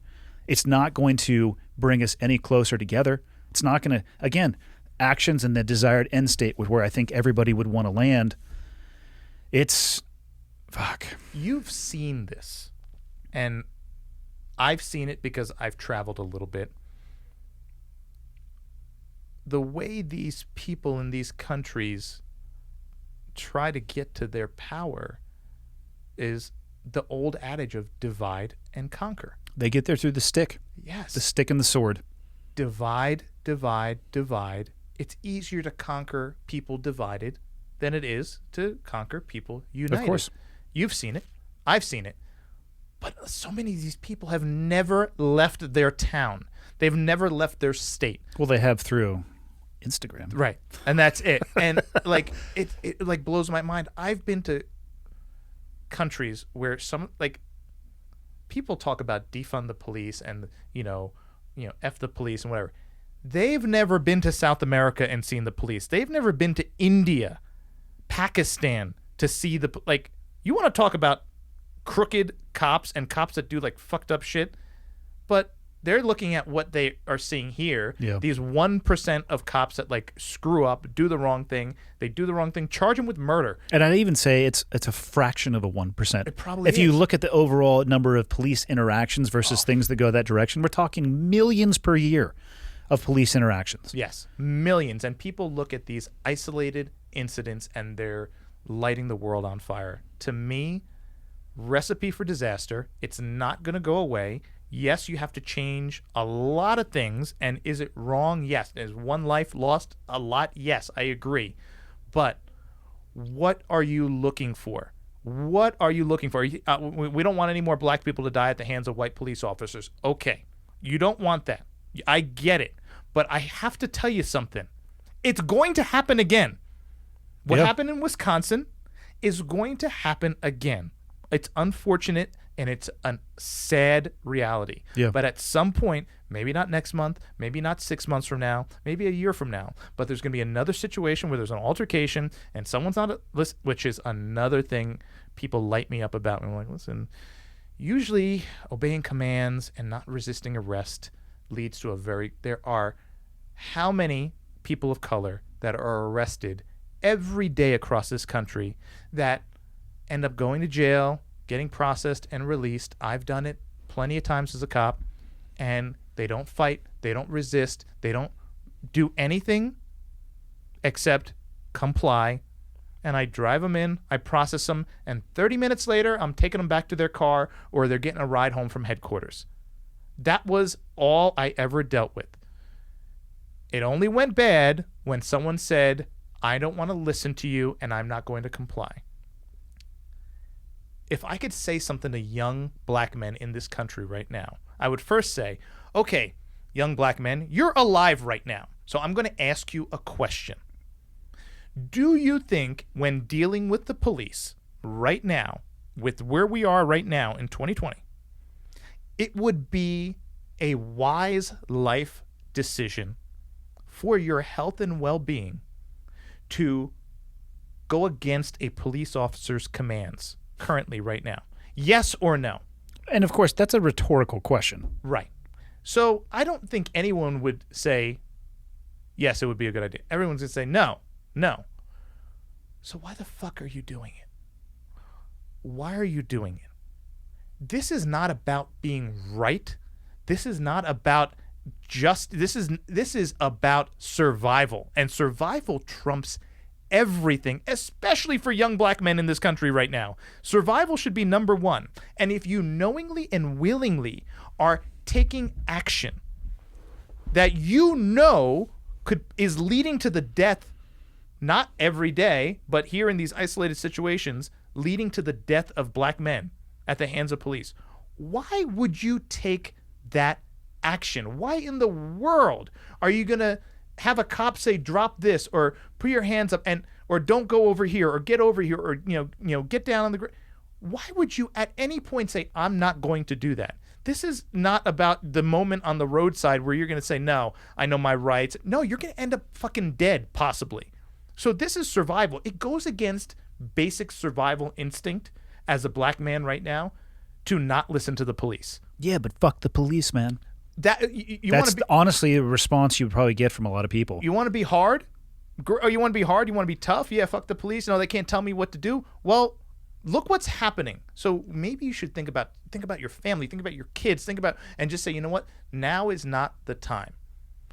Not to go down that road, but you've been married. I've been married.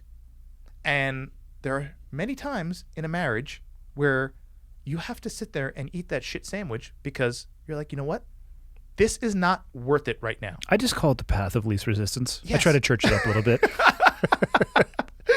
Right, where you're like, you know what? I can go down this road, but is this the hill I want to die on? Yeah. No. So for young black men, ask yourself, on the side of the road right now where you feel like these cops are messing with you, maybe they're racist, they stop you for no reason, they're trying to search you, whatever, and they're saying, listen, man, just put your hands behind your back, or search you, or we found some drugs, or maybe something minor, whatever, or hey, we're doing an investigation here and we don't know what's going on, but what we need to do before we get close to you is pat you down, make sure you don't have any weapons for your safety, my safety, and whatever. That's not the moment to be like, you're not searching me, fuck you, you're not doing, no. That's a really bad idea. Is that the hill you want to die on? Or because there are quite a few young black men across this country every day that say, here you go, officer, you can search me. Here you go, yep. And in their mind, they're like, this is fucking bullshit. This is unbelievable. These fucking racist white cops, whatever. And they shut their mouth and whatever. And they live to tell the story. They live another day, and they can drive away. You could tell your buddies. You could post it on Instagram about the racist cops stop you, search your car, whatever. But you're alive to do it. This is about survival. Stop with the roadside judge and roadside attorney stuff. And what are you trying to prove by saying I'm not going to listen to the cops? Hey, put your hands up. Hey, drop that knife. Hey, come over here. Don't go reach into your car. Fuck you. I'm going to do it anyway. What do you think is going to happen? Who are you trying to better here? Oh, you really showed them. Now they got to tase you or shoot you or hurt you. Your kids are in the car. Like, wake up. Like, this is basic survival. I feel like these actions are going against basic survival instinct. You've been through some shit. You probably realize, okay, I have a couple of choices here. These are the choices that are going to make me end up dead, and these are the choices that I will survive. So the choices that make me dead, I'm going to push aside, and I'm not going to do that. Yeah. I think another thing that could be added to that is that it doesn't matter the color of the cop that you are behaving to in that manner. Absolutely. Because of what you talked about, the pressure, the stress, the things that they deal with. I'm sure there are black men killed by black cops, and I suspect in most situations where lives are taken, the color of the officer is irrelevant. It just happens to be that they are the ones who showed up. Yes. So it's not necessarily a matter of white cop trying to oppress or do that to a black man or a woman. It doesn't matter when you react that way in that situation. I don't fucking care what color the person is wearing the badge. You are willingly turning the wheel towards an outcome that is not guaranteed, but at least towards an outcome that nobody wants to see, to include the cop. Yes. They don't come to work saying, I never went to work saying I can't wait to shoot someone today. I went to work literally every day praying, oh my God, I hope I don't have to pull out my gun today. There probably are people who go thinking they want to shoot people, but those are fucked up cops, and they should be getting rid of. And if they do that and they're found guilty, they should get the fucking gas chamber, and I'd be happy to flip the switch on that. And no one's going to bat an eye. Correct. No one will bat an eye. I mean, the vetting process to become a cop in most places is abysmal. The mental health screening is abysmal. We talked about that. The physical fitness of most police officers is disgusting. And part of what I'm trying to, with my company, part of what we're doing, we've just been gear, developing gear that cops need. Okay, that's great. Max Drive S so you don't sweat your ass off. That's great. But if you don't know training to help you survive a situation roadside, my vest that makes you sweat less doesn't mean shit. Yeah. My gloves that are cut resistant doesn't mean shit, because you could, as you know, you could have the best kit in the world. Oh, for sure. But if you don't have training, you're useless. Yeah, you can be a Gucci cop, but if you're not, the stuff looks great. Yeah, but you're absolutely useless. Yeah. And as you said before, you're going to have to, when shit goes down, elevate to that, I need to pull my gun out and shoot this person. Yeah, all those things you talk about, they're just tools. You have to be able to utilize those tools. And that, if we're talking about a fleshmobile, it's driven by your training and what's between your ears. Right. I don't care how. Yeah, you take trust me, there's some fat seals. It's a secret. Don't tell anybody. No. Some disgustingly fucking fat body seals. Stop. Swear to God. Usually later in their career. Oh, okay. Yeah, they take a few laps around the buffet. But who cares if you got a $5,000 rifle if your heart rate is 190 and your sights are just like it doesn't matter. Yep.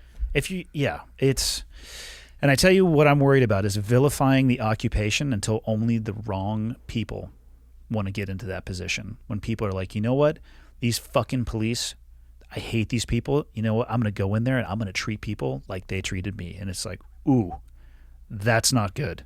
You already have an element of that. Everyone knows. I've heard that a little bit. I hope that it's not true. It is. You see a lot of cops that were bullied, were maybe made fun of, and they become a cop for redemption. To be that authority figure, to be the bullier. And you see that come out. I would see that come out on certain calls with certain police officers more often than I'd like to admit. I would see it, and you would see a guy go from like 0 to 100 in like a millisecond. I'd be like, whoa, bro, easy. And you can tell that was that pressure valve blowing off. Yeah. I'm like, wait a second, this is like a kid. Or their own internal shit they brought with them. Bringing it to work, not leaving it at home. Like, what are you doing? This is a 17-year-old girl mouthing off to you because you pulled her over, and you're gonna like scream at her and yell at her on the side of the road. And what are you doing? It's a bad look for everybody. It's a bad look. It's a bad look for you. It's putting the wrong impression on her. Like, what are you doing? I would have people stop me. I would literally have people stop me and be like, hey, can you come scare my kid? I'd be like, what? Mr. Police Officer, I told him that if he's bad, the policeman's going to take him to jail. Can you come over and just like tell that to my kid? I'm like, no. Are you crazy? I'm actually working here. What? Trying to purposefully use your tax dollars that you pay? Yeah, maybe. And like I worked in town, so I actually paid taxes to the town that I worked in. Paying your own salary. I paid my own salary, so I loved when people were like, I pay your salary. I'm like, actually, I pay it too. I have a hand in it as well, so you can go ahead and take a step back and fuck your own face. That's what I would have gone with that, and I would have probably immediately been fired. But yeah. Oh, me for sure. Challenging occupation, man. I can't tell you how much I actually appreciate you taking the time, though, to explain the optic with which you view it through. Because like we were talking on the phone before you came out, it is different. And it does take a long time to unpack, which is why that's the beauty of this medium. We've been at it for 4 hours. No way. Oh, yeah, dude. 4 hours. No way. I want to say one thing, Please. and I'm not trying to shut us down. I'm just trying to let you know we've been at it for 4 hours, so we should shut it down soon. soon before like batteries run out. Yeah. What I've seen and from my experience, and if anyone takes anything from this, no one can deny that what we're seeing in the black community is a breakdown that starts at home. We're talking about police. We're talking about this. That's all after the fact. That's the expression. Right. That all comes later. The best way, if the system is broken and the system has systemic oppression, whatever the kitsch word you want to call it this week on Instagram, avoid the system. Avoid the system. Just avoid it. But it goes back further. Police are not, and I think Denzel Washington said this, cops aren't locking up 7-year-olds. I made it through everything I went through because of one thing and one thing only. And, she wasn't the best at it, but her focus was on education. I don't care who you are, where you come from, dad, no dad, whatever. If the focus in the home is on education, the rest of your life changes. If there is no focus on education in the home, and it starts with parenting, and a single mom can do it, my mom will surely tell you about it. When that breakdown occurs in the home, you can expect many, many more breakdowns to occur, and ultimately, it leads to a bad place. In some cases, yes, it leads to you being shot by the police. In some cases, it leads to you getting arrested. In some cases, it leads to you being in the wrong place at the wrong time.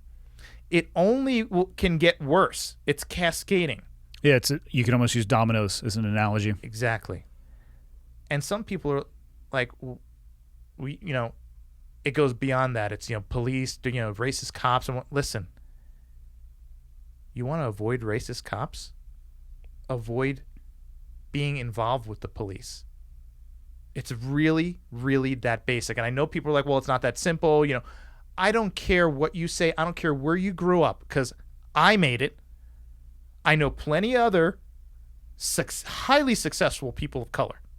Doctors, lawyers, engineers. Highly successful. Business owners, CEOs. CEO of McDonald's a few years back was a black man. President of the United States was a black man. Single mother.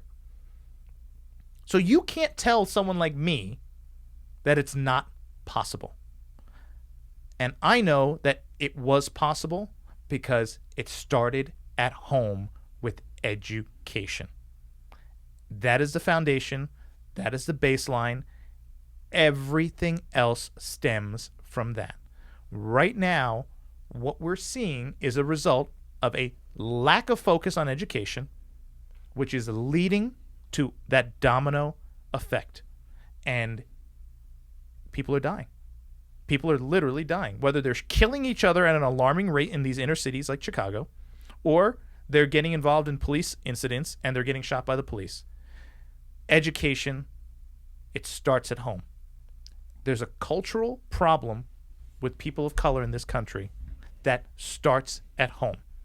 If you glorify rap music that talks about shooting N-words and effing bitches and all that stuff, and that is all you're hearing, if the slinging drug game and all that stuff is what you're seeing, no other culture glorifies that. No other race is killing each other at the rate that black people in these inner cities are killing each other. Name me a white Chicago. Can't do it. Name me a white Detroit. Same. It's not possible. So when you look at those things, horrific. In Philadelphia, not too far from where I am, a 7-year-old boy playing with toys in front of his house was just shot in the head. I heard about that.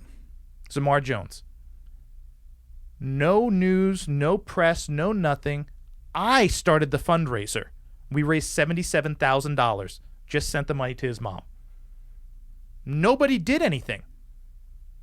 Some of these other people who have lives of crime have these police interactions, and they're getting millions of dollars sent their way. This mother had their 7-year-old shot in the head on the front steps. And who was he shot by? 2 black men shooting at each other in the street.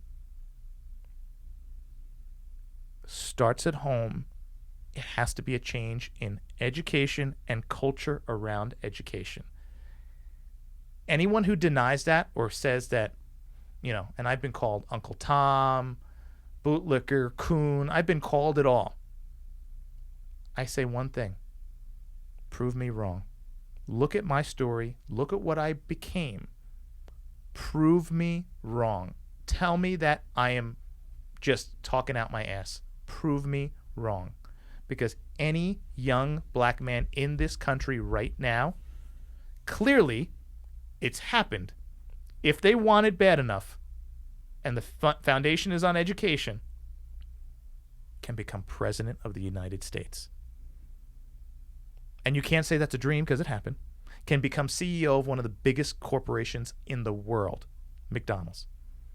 Can become one of the top doctors in the world, Dr. Ben Carson. It's a cultural issue that needs to change at home. Can become a police officer and now become the CEO of a company that has stores around the world. Don't tell me it's not possible. I think the toughest thing about that is that group of people, that community, it can only be fixed by them.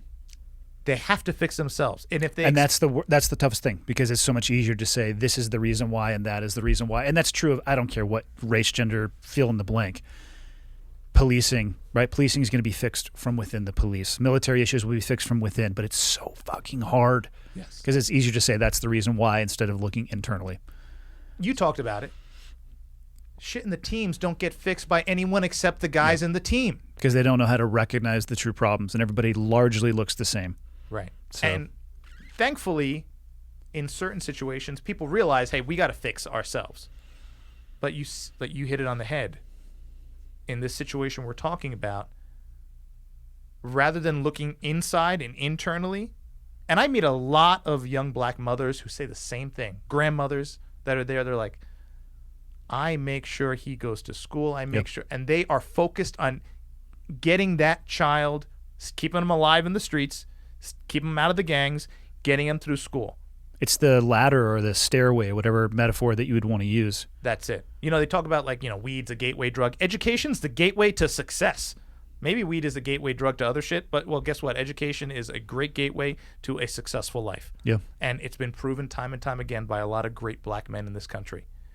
And I could point the finger at 100 different men and women, black women, Why not you? Why can't it be you? Black mayors across this country. I don't know how good of a job they're doing, but black police chiefs, men and women, female black police chiefs, female black mayors, male black police chiefs, male black mayors. Some of these police departments, you see that where there's a shooting, and then you look at the hierarchy. It's all the white shirts are black men. Yeah. So don't sit there and say, as a black man, there's no opportunity or there's systemic oppression. Atlanta, half the upper echelons are black men. Yeah. So don't say it's not possible. Just say it is possible, I can do it, or say I don't want it bad enough, so I'm going to point the finger at other people, white cops, white people, and say it's because of you guys that are holding me back. That's why I can't make it. And that is a bullshit story, and I'm here to tell you that I lived it, and I refuse to believe that story. I hope people listen. How can people find you? I fucking hate Instagram. It's a weird world. It's like it is how we linked up, though. It is, There's some good that comes from it. It's just weird. It is like such a weird place. Our main focus right now is YouTube, because YouTube is part of the Google sphere, and we're doing this thing now where we're trying to train cops and civilians on how to better be prepared for situations. So I realized most cops aren't getting the training. So we kind of started a platform where we're saying, hey, listen, we're going to give you some videos and some content. We're not just going to be me, but some other like high-level dudes who know what they're doing. And we're going to give you little snippets. So you access it, watch it. You're in the patrol car, or if you're just a dad who has never been a cop, never been in the military, but you're like, you know what? I kind of should know how to protect my family. We have some videos, some content, things to read, things to watch. So we're trying to augment just selling gear because, like we said, It's just a tool. The gear is just a tool. So on YouTube, 221B Tactical. Yeah, we got the Facebook and the Instagram, but that's really just to kind of put stuff out there to let people notice that. All same name though, 221B Tactical. Bravo, yeah, Tactical. And of course our website 221B Tactical, where we have the training thing is called the Sheepdog Nexus, and then all the gear is there too. And we do a lot to give back to police wives, police mental health. Doing things like raising money for this young black kid that lost his life. We try to do those things. Donate body armor. We're doing a lot with like donating canine body armor now. I wanted to give back any way I can, and I know that like I'm not like Elon Musk money, but yeah, I mean you donate one ballistic vest to a dog and that dog like survives a shooting. I'm like, yeah, that's a fucking win for me, man. For sure. It's a win for a lot of people. Yeah, so we're doing a lot with military now with that undervest, the cooling vest. So we're getting into the military space now, which once again, like every soldier I've talked to is like, bro, I needed this like 10 years, Yeah. So so that's where we are, and trying to put our little dent in the world, and at the same time teach some lessons to young people of all races, white, black, male, female, whatever you want to identify as. The lessons are colorblind. The lessons are colorblind. People never will be, but the lessons are. And that's what we're going for. We're going to speak it. You can either learn from it, or you can say this guy's, crazy, whatever. But we're going to put it out there because I know from experience it's what helped me get to where I am. And from some of the training I did from a tactical standpoint, this may help you. And that's all we could do. We could just put it out there. And if you choose to absorb it, great. If you choose not to, you got to just own it. Just to be like, I'm not doing this, So we're excited about like what's coming next. Hopefully play a small part in maybe getting this craziness to stop, because this is the greatest country in the world, man. I agree. This is the greatest country in the world, and to watch until we fuck it up.